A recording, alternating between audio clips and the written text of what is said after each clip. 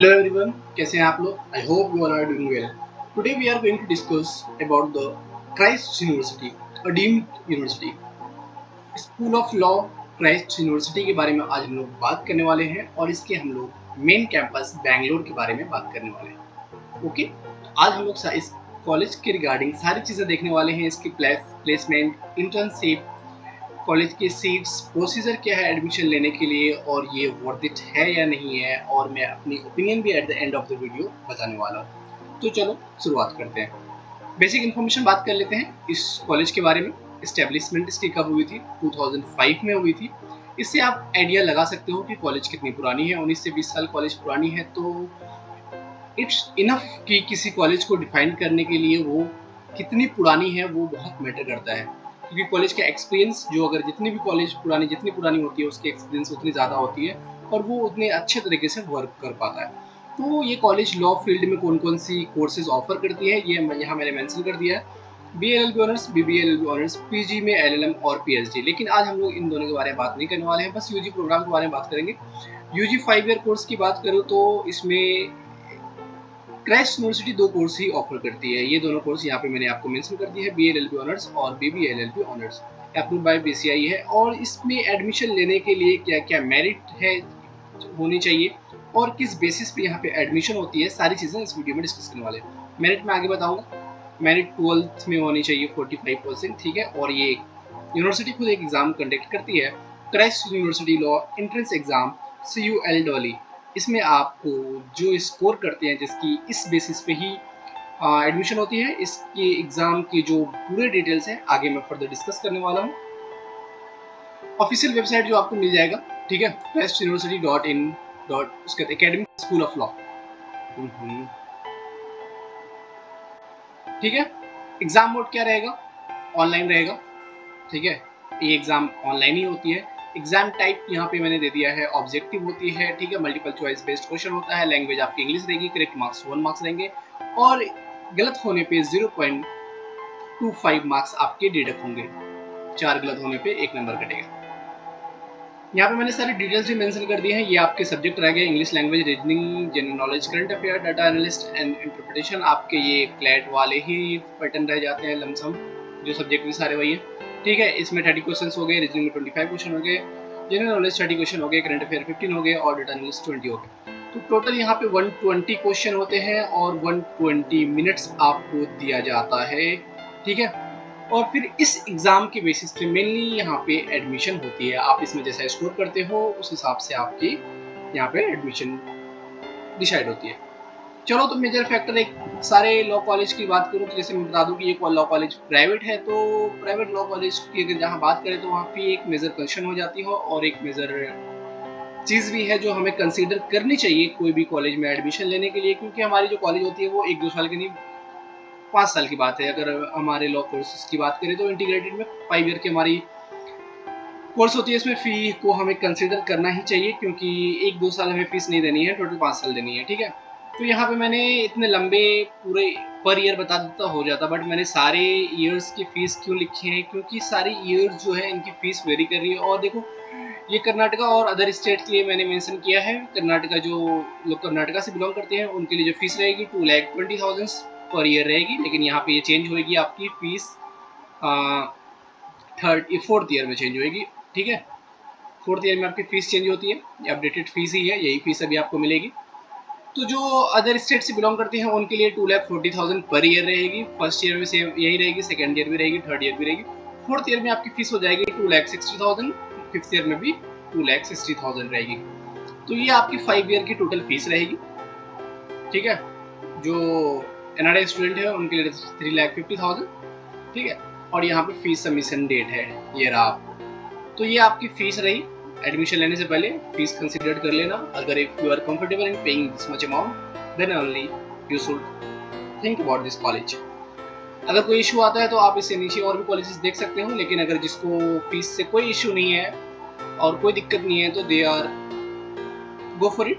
बहुत अच्छी कॉलेज है, ठीक है। अगर मैं अपनी ओपिनियन की बात करूँ जो आगे मैं बताने वाला हूँ, तो अच्छी कॉलेज है, वर्थ इट है इतने पैसे देना। कॉलेज के प्लेसमेंट की बात करूँ तो एवरेज प्लेसमेंट जो रहता है प्राइवेट लॉ कॉलेज की, चाहे वो कोई भी हो, 3 to 5 लाख ही रहती है।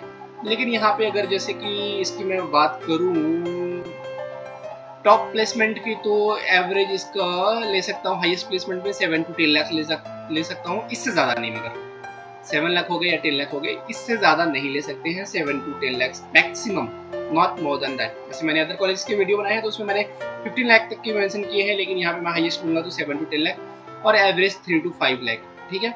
और यहाँ पे अगर मैं प्लेसमेंट की बात करूँ तो नॉट 100% प्लेसमेंट, ठीक है, ये वेरी करती है। जैसे कि 2022 और 2023 में जो हमारा प्लेसमेंट का परसेंटेज था ये इंक्रीज हुआ था बाय 6%, ठीक है।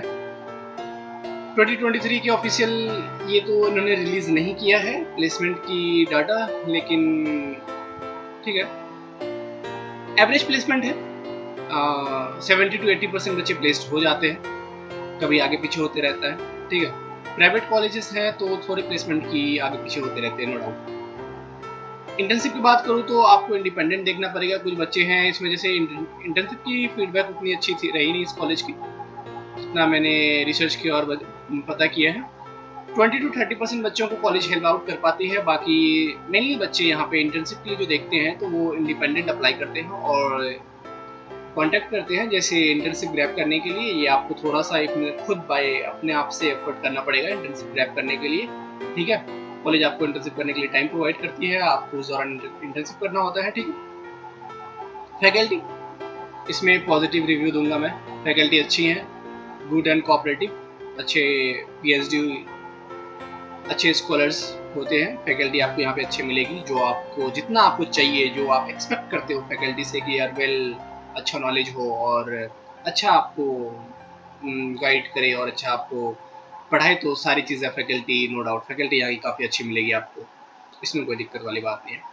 जैसे मैंने एलिजिबिलिटी बताया था, 12th में आपके 10th-12th में 45% होनी चाहिए, ठीक है। और आपके जो कॉलेज की एंट्रेंस एग्जाम है उसमें आप क्वालिफाई करो, फिर आपको इसमें यहाँ पे एग्जाम एडमिशन मिल जाएगी। ऐसा कुछ ज़्यादा यहाँ पे कुछ कॉम्प्लिकेटेड नहीं है एडमिशन में, ठीक है।